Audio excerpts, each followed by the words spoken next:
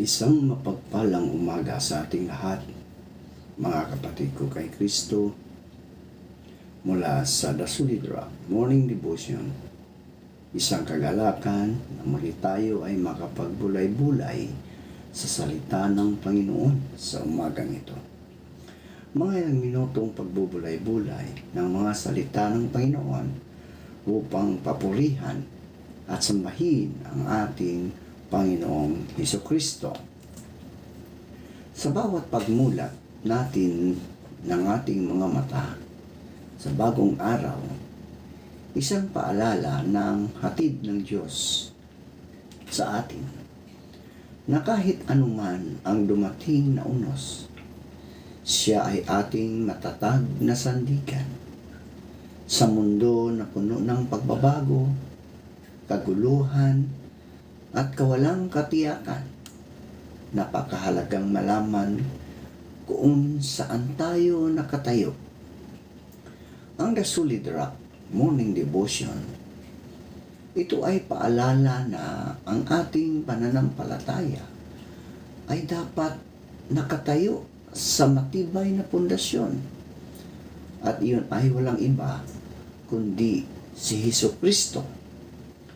Tulad ng sinabi sa Mateo 7, talatang 24 hanggang 25, ang bawat nakikinig sa aking mga salita at nagsasagawa nito ay tulad ng isang taong matalino na nagtayo ng bahay sa ibabaw ng bato.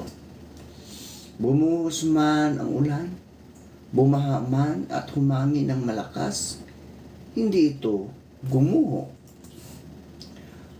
Ang The Solid Rock ay simbolo ng katatagan sa tiwala at sa katiyakan ng pag-ibig ng Diyos. Kapag ang ating buhay ay itinayo sa Kanya, hindi tayo madaling matinag ng mga problema, tukso o takot. Maaring yumanig ang ating paligid, ngunit nanatiling matatag ang ating pananampalataya sapagkat ang ating pundasyon ay si Kristo.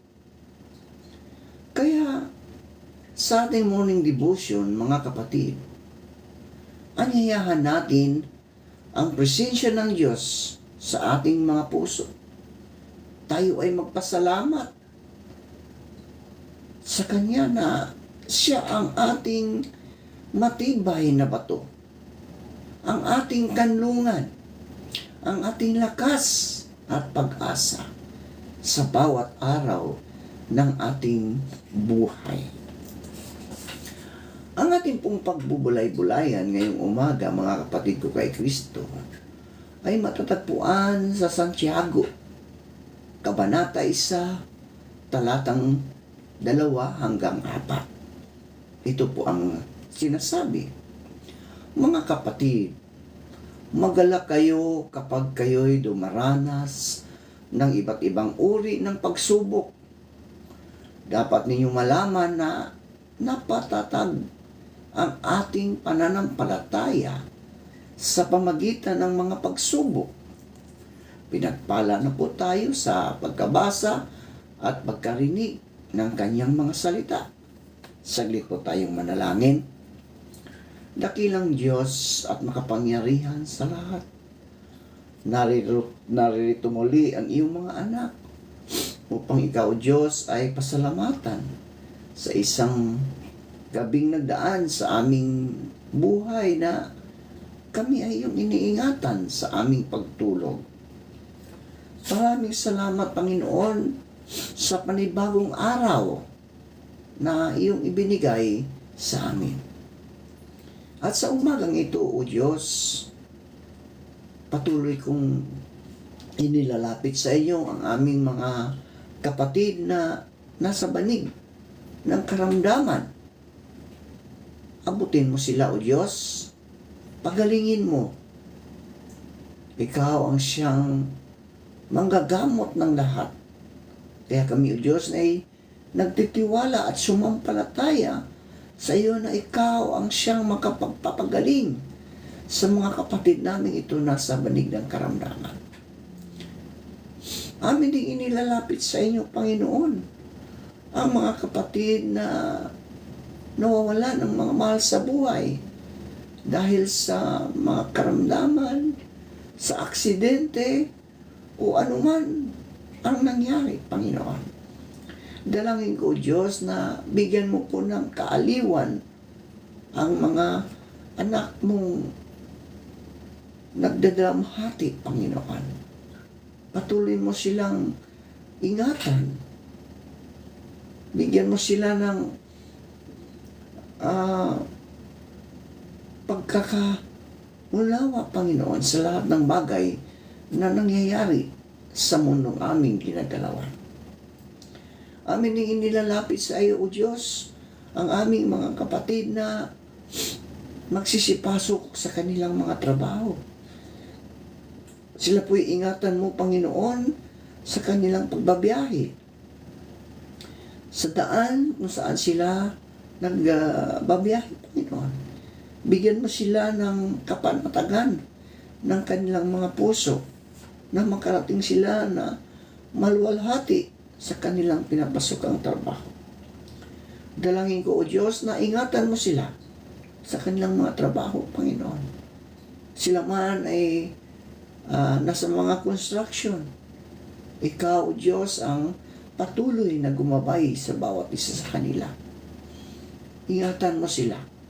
Bigyan mo po sila ng karunungan, Panginoon, na nagmumula sa iyo upang ang kanilang mga ginagawa ay naayon sa iyong kalooban, Panginoon. Panginoong Hesus, patuloy ko rin itinataas sa inyo ang aming mga kapatid na nagtatrabaho sa ibang bansa.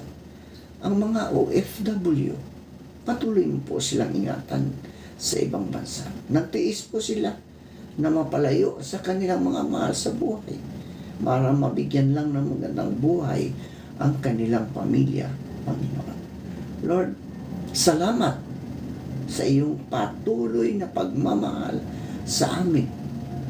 Salamat na ikaw ang Diyos na aming sinasampalatayanan. Ikaw ang Diyos na nagligtas sa amin doon sa krus ng Kalbaryo.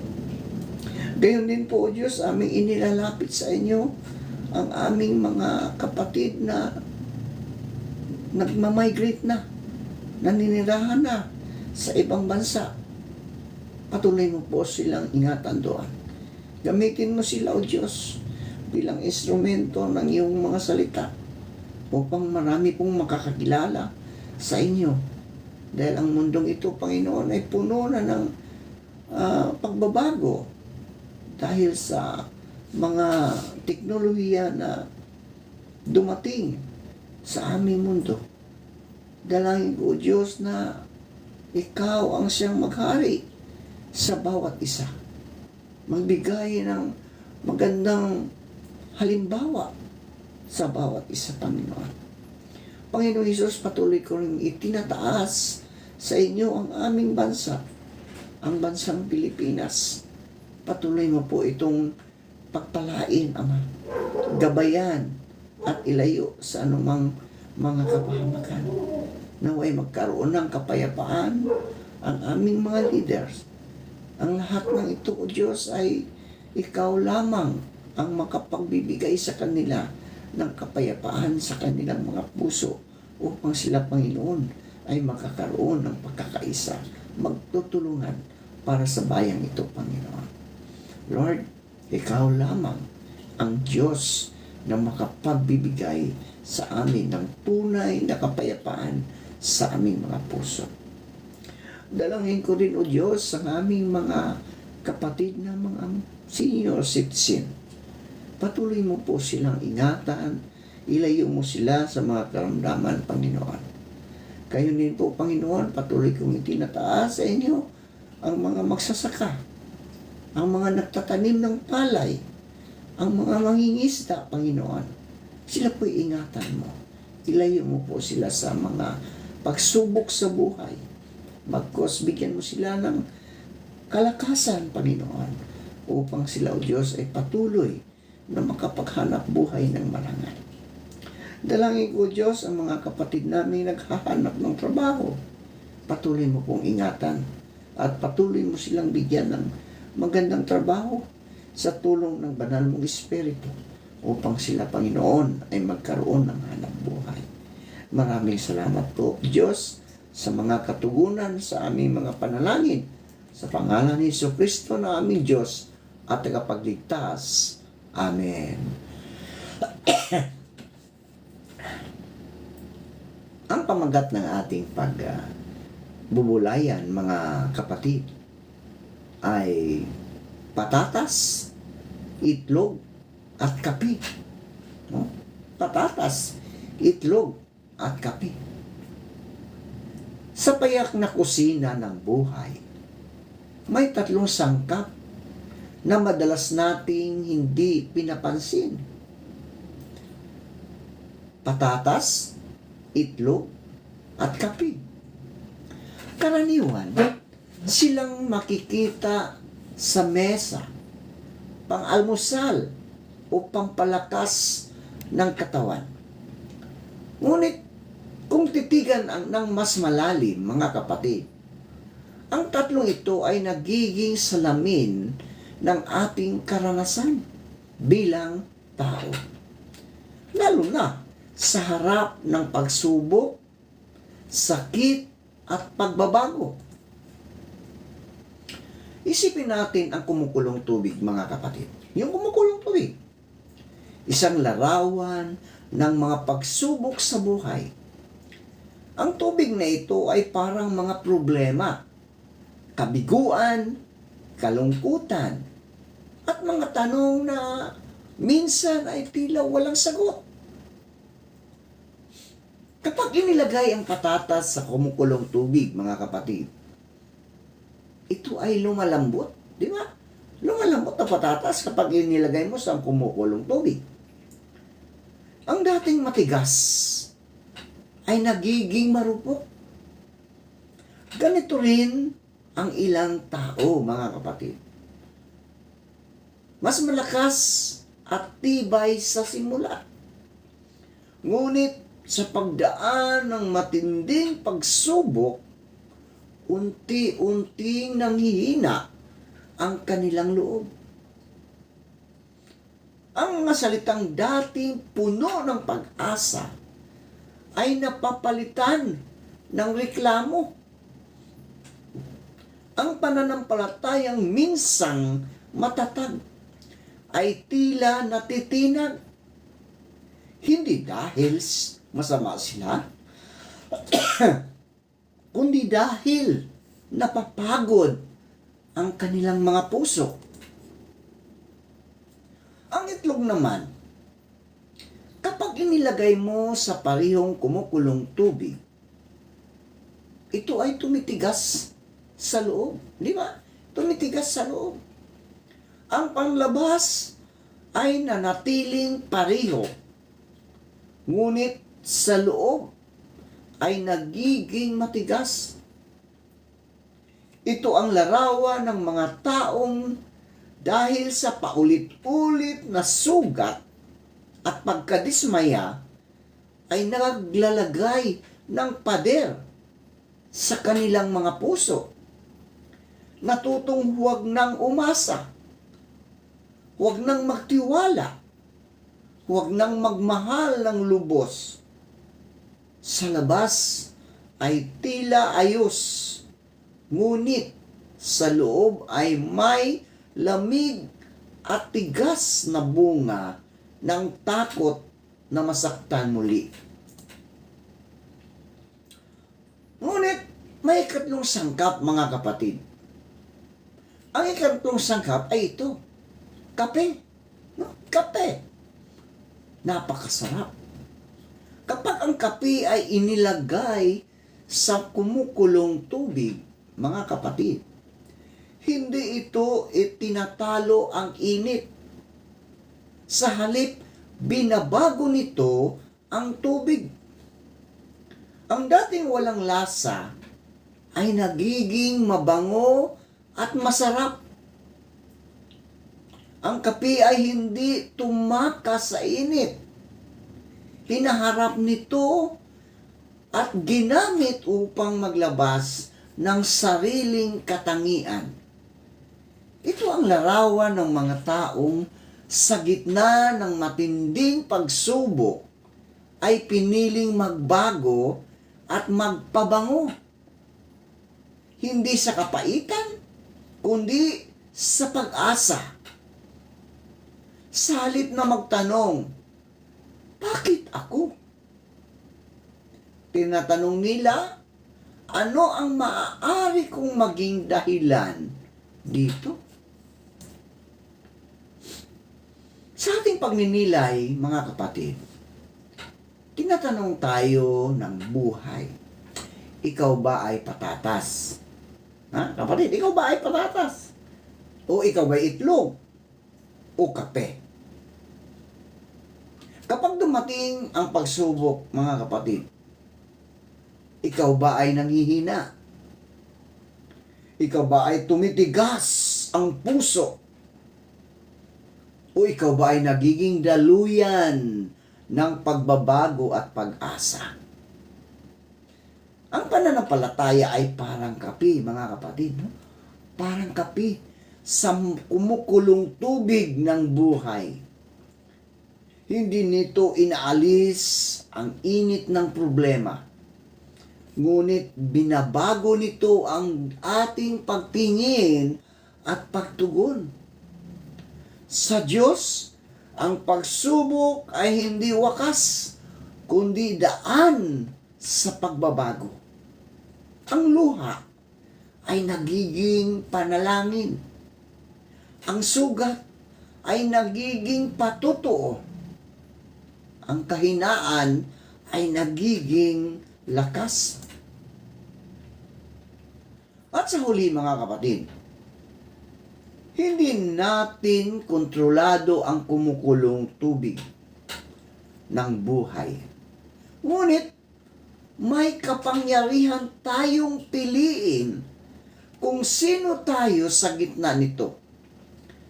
Naway piliin nating maging tulad ng kape, mga kapatid, na sa halip na magpatalo sa init, magpatalo sa mga pagsubok, ito'y magpabago sa kapaligiran. Mag-iwan ng bango ng pag-asa at lasa ng pananampalataya sa bawat araw ng ating paglalakbay. Manalangin tayo. Panginoong Hesus,